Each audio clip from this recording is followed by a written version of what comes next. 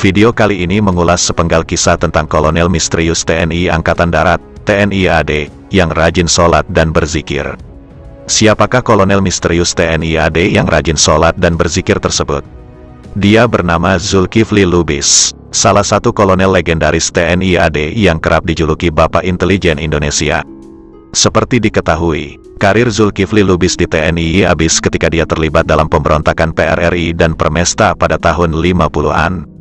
Setelah pemberontakan PRRI, Permesta gagal, Zulkifli Lubis menyerah, lalu setelah itu, perwira TNI yang banyak malang melintang di dunia intelijen ini ditahan pemerintah.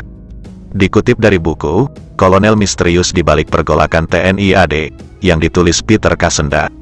Setelah bebas dari penjara pada tanggal 13 November tahun 1962, bekas Kolonel Zulkifli Lubis dan Letkol Nawawi ditahan kembali oleh pemerintah Soekarno. Zulkifli dan Nawawi ditahan kembali dengan tuduhan terlibat dalam peristiwa Cikini, tahun 1957.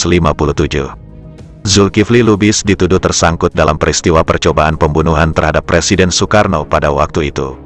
Maka Zulkifli Lubis pun kembali dijebloskan ke penjara.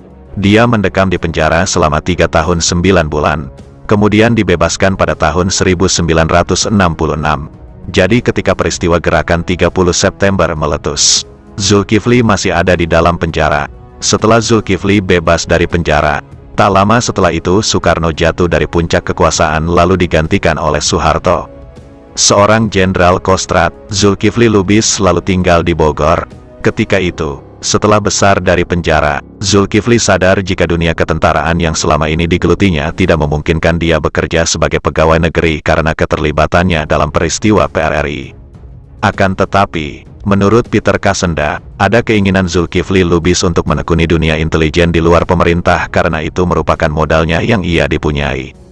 Maka Zulkifli Lubis pun menemui Ali Murtopo dan Sutopo Yuwono yang dikenal sebagai orang penting di dalam dunia intelijen pada waktu itu.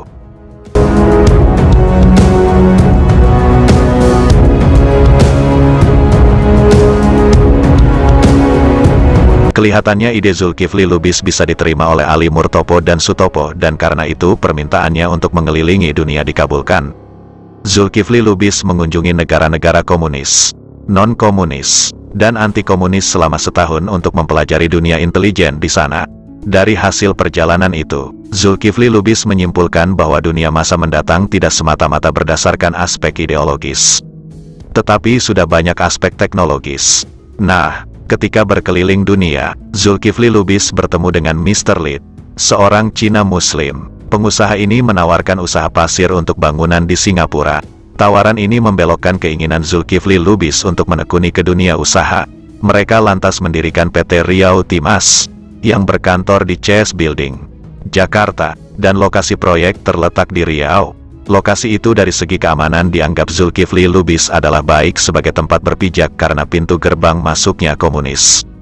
Lokasi proyek ini dianggap mempunyai aspek ekonomis dan sekuritis. Peralatan proyek itu disediakan oleh pihak Singapura yang dipotong dengan produksi. Sampai akhirnya peralatan jadi milik sendiri. Zulkifli Lubis merasa usaha ini dimulai dari nol kapital dan karena dibantu teman-teman saja. Pada tahun 1989 aset perusahaan yang didirikan itu sudah mencapai lebih dari 1 miliar rupiah. Kegiatan Zulkifli Lubis sehari-hari, setiap pagi Zulkifli bangun pagi pukul 3 atau setengah 4 paling lambat. Kemudian Zulkifli Lubis sembahyang tahajud dan meneruskan berzikir hingga sembahyang subuh. Setelah itu, ia gerak badan dan diteruskan dengan gerak pernafasan dengan berzikir. Selesai itu, ia mandi dan ke kantor. Sebagaimana biasanya, setiap pagi Zulkifli Lubis berkeliling ke departemen-departemen, tulis Peter Kasenda dalam buku yang disusunnya.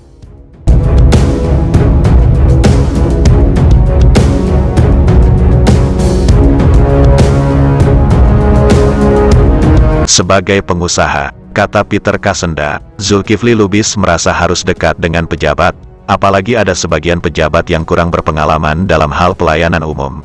Padahal mesti dihormati. Sebagai bekas tentara, kadang-kadang menyakitkan harus menghormati pejabat yang muda usianya dan tidak tahu soal perjuangan. Tetapi kegiatan ini harus dilakukan. Zulkifli Lubis pulang ke rumah menjelang maghrib dan membaca koran. Pukul 10 malam sudah tidur. Kalau hari Minggu, Biasanya Zulkifli Lubis berkumpul dengan cucu-cucunya di rumahnya di Bogor yang ditempati selepas dari tahanan. Zulkifli Lubis menyukai anak-anak. Kalau ada uang, Zulkifli Lubis membawa cucu-cucunya ke puncak dan terkadang ke laut. Pemberontakan PRRI yang telah berhasil dipatahkan menyebabkan Zulkifli Lubis hilang dari panggung sejarah. Kalau dahulu Zulkifli Lubis dilukiskan orang yang bisa membuat hitam putihnya Indonesia. Tetapi sekarang generasi muda hanya mengetahuinya sebatas keterlibatannya dalam PRRI dan tak pernah mengetahui bahwa Zulkifli Lubis pernah menjadi orang nomor 1 Angkatan Darat. Ia adalah sosok seorang pemimpin Angkatan Darat yang menentang campur tangan politisi atas militer.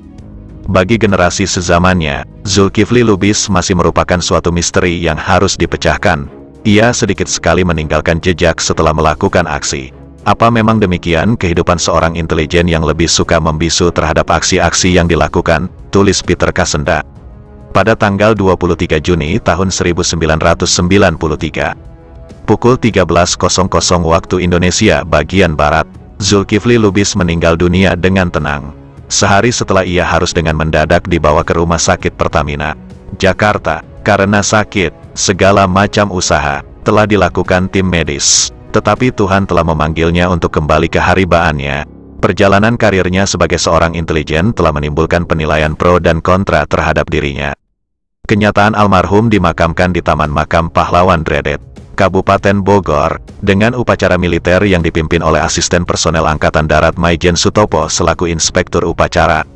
Ini membuktikan pengakuan sepadan atas segala jasa yang pernah disumbangkan Zulkifli Lubis pada jajaran TNI AD, tulis Peter Kasenda dalam buku yang disusunnya.